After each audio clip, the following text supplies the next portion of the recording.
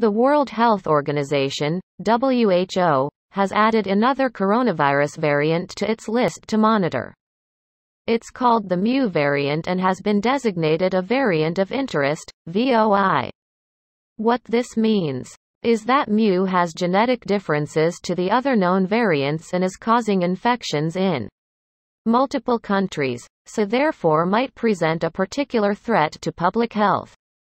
It's possible that Mu's genetic changes might make it more transmissible, allow it to cause more severe disease and render it more able to escape the immune response driven by vaccines or infection with previous variants. This in turn might leave it less susceptible to treatments. Note: the word might. VOI is not a variant of concern, VOC, which is a variant that has been proven to acquire one of those characteristics, making it more dangerous and so more consequential. Mu is being monitored closely to see if it should be redesignated as a VOC. We have to hope not. There are 4 other VOIs being watched by the WHO: Eta, Iota, Kappa and Lambda, but none of these have been reclassified as a VOC.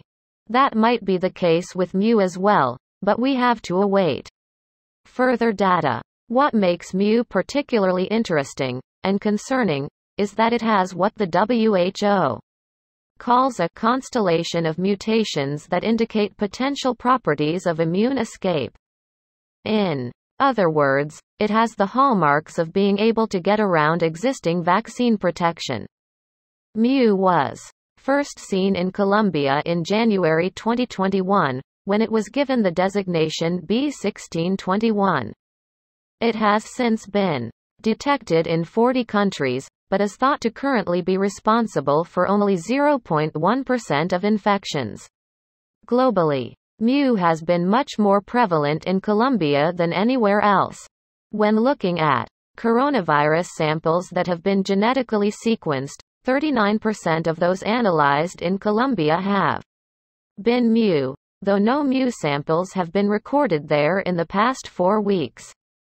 In contrast, 13% of samples analyzed in Ecuador have been Mu, with the variant making up 9% of the samples sequenced in the last 4 weeks, while in Chile just under 40% of sequenced samples have turned out to be Mu.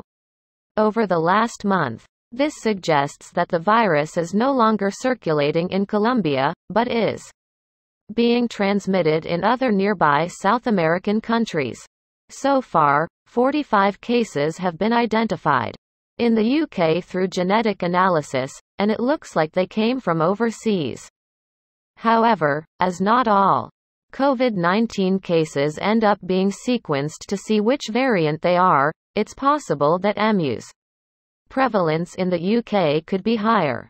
The key questions are whether Mu is more transmissible than the currently dominant variant, Delta, and whether it can cause more severe disease. Mu has a mutation called P681H, first reported in the Alpha variant, that is potentially responsible for faster transmission. However, this study is still in preprint, meaning its findings have yet to be formally reviewed by other scientists.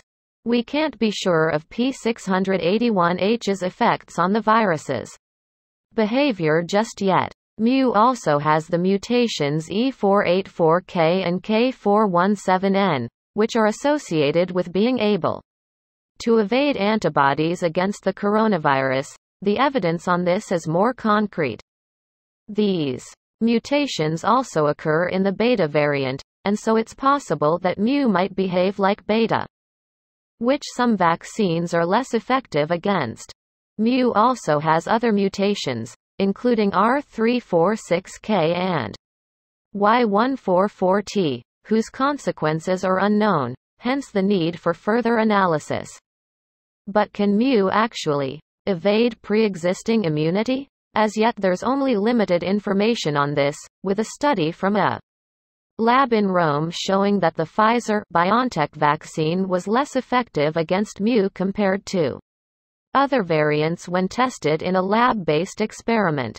Despite this, the study still considered the protection offered against mu by the vaccine to be robust. Really, we don't yet know whether mu's mutations will translate into increased infection and disease.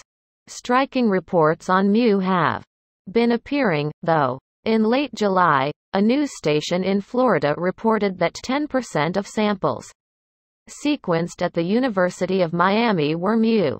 In early August, Reuters reported that 7 fully vaccinated residents of a nursing home in Belgium had died from an outbreak of mu.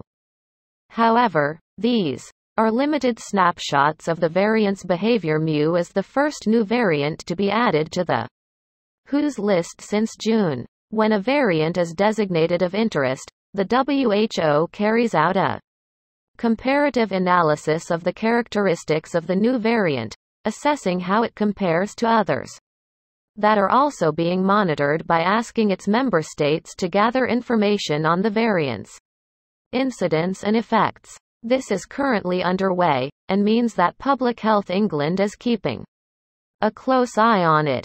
The designation of mu as a VOI reflects the widespread concern over the possibility of new variants emerging that might prove problematic. The more transmissible Delta variant taking hold in many countries, especially among the unvaccinated, shows how quickly and significantly viral variants can change the course of the pandemic. Every time the virus reproduces inside someone, there's a chance of it mutating and a new variant emerging.